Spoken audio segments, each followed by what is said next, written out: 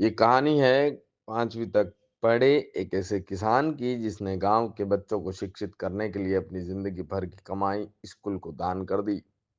जिले के गटाऊ ग्राम पंचायत के 62 साल के माधु रेबारी ने खेती और दूध बेचकर 18 लाख रुपए कमाए। ये सारे पैसे उन्होंने गांव के उच्च प्राथमिक विद्यालय को दान कर दिए ताकि गांव के बच्चों की पढ़ाई बेहतर हो सके। कच्चे घर में रहने वाले माधु गांव के सरकारी स्कूल को 8 साल से दान दे रहे हैं। पहले उन्होंने अपने लिए पक्का घर बनाने का सोचा, लेकिन फिर इरादा बदल दिया। 8 साल पहले पत्नी के निधन के बाद उन्होंने स्कूल के बच्चों को ही अपना परिवार मान लिया। माधु हर हफ्ते 2-3 दिन 1 से 2 घंटे के लिए स्कूल पहुंचते हैं, वहीं बच्चों के बीच बैठकर स्थानीय वागड़ी भाषा में कहानियां सुनाते हैं, गिनती लिखाते हैं, बच्चों को अपने समय की पढ़ाई के बारे में भी अवगत कराते हैं कि जब वे पढ़ते थे तो स्कूलों की व्यवस्थाएं कैसी थी। माधु ने 5 लाख रुपए देकर स्कूल में प्रार्थना हॉल भी बनवाया है। स्कूल प्रशासन ने इसका नाम माधुर्य भवन रखा। उन्होंने ज्ञान पोर्टल के लिए भी 3 लाख रुपए दिए। माधु का दान पूरे गांव की प्रेरणा बन गया है। अब स्कूल को दान देने की गांव में परंपरा सी बन गई है। माधु के पड़ोसी लक्ष्मण रेवारी ने स्कूल में जल मंदिर निर्माण के लिए 2 लाख रुपए दान दिए। डूंगर जी रेबारी ने किचन गार्डन के लिए जमीन दान कर दी। वहीं स्कूल के लिए हर घर से दान आता है। 1975 में बने इस स्कूल की जरूरतें गांव से ही पूरी हो जाती हैं। यहाँ कुल 82 विद्यार्थी पढ़ते हैं।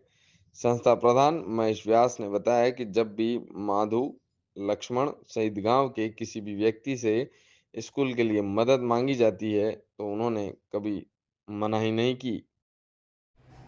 हाँ सर, जो ये शिक्षा के प्रति जो माधु भाई ने अलग जगाई है उस विद्यालय के प्रति, उसमें उनका क्या सहयोग रहा? क्या उनकी सोच रही और शिक्षा के प्रति क्या उनकी मानसिकता रही जिसके खातिर उन्होंने ये दान और शिक्षा के प्रति उन्होंने सहयोग ज्ञापित किया उनका?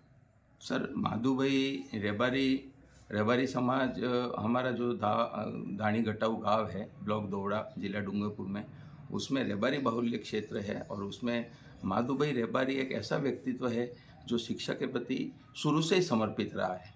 और समय समय पर जो पीटीएम बैठकें होती थी उसमें भले उनके बच्चे नहीं थे, उनकी बीबी नहीं है, उनकी बीबी मर गई, उनके एक भी औलाद नहीं है, तो वो फिर भी अपने गाँव की स्कूल के प्रति शुरू से ही दान देता रहा है। छोटे मोटे कई दान उसने बच्चों के मूंगफली से लगाकर सभी प्रकार के दान देता रहा है। लेकिन जब शिक्षा की बात आती थी तो माधु भाई को एक बात ज़रूर अखरती थी कि बहुत सारे बच्चे बरामदे में बैठ के पढ़ते थे, तो क्यों नहीं इन बच्चों के लिए एक बहुत बड़े हॉल का निर्माण करवाया जाए। चूँकि ये हॉल की निर्माण की नींव हमने बरसों पहले रख दी थी एक स्टेज बनाकर, और लगभग गाँव वालों ने 4 साढ़े 4 लाख का गठित डोनेट किया था। तो उस काम को, उसने रुके हुए काम को हमने आगे बढ़ाने के लिए कई बार विभाग से संपर्क किया, लेकिन विभागीय कार्रवाई और उसकी राशि स्वीकृति के बारे में कई अड़चनें आई। तो माधु भाई रेबाड़ी ने स्वयं पहल करके, जब हमने गांव के बहुत सारे लोगों से ये बात रखी और गांव में उसकी मीटिंग में माधु भाई को भी बुलाया, सभी रेबाड़ी समाज और सर्व समाज के लोग आए, तो माधु भाई ने स्वतः ही प्रेरित होकर सबसे पहले कहा, माट साहब, मैं, मेरे कोई औलाद नहीं है तो मेरा नाम रहे इस स्कूल में, और मेरे ये सब बच्चे मेरे अपने ही हैं। इस सोच के साथ उसने शिक्षा को बढ़ावा देने के लिए एक मुश्त ज्ञान संकल्प पोर्टल पर 3 लाख रुपया डोनेशन की घोषणा कर दी। तो गांव वाले भी अचंभित रह गए कि माधु भाई ने इतनी बड़ी राशि एक साथ ज्ञान संपर्क पोर्टल पे दी है। और इतना ही नहीं, फिर समय समय पर उसने रेत, गिट्टी, सीमेंट, स्टील के सरिये, मजदूरी, इस सब काम के लिए भी उसने समय समय पर घोषणा करी।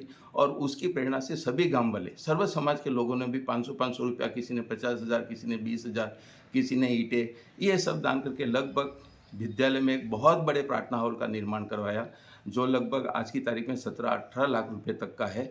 वो पूरा श्रेय माधु भाई को दिया गांव वालों ने, कि माधु भाई अगर पहल नहीं करते तो ये काम रुक जाता।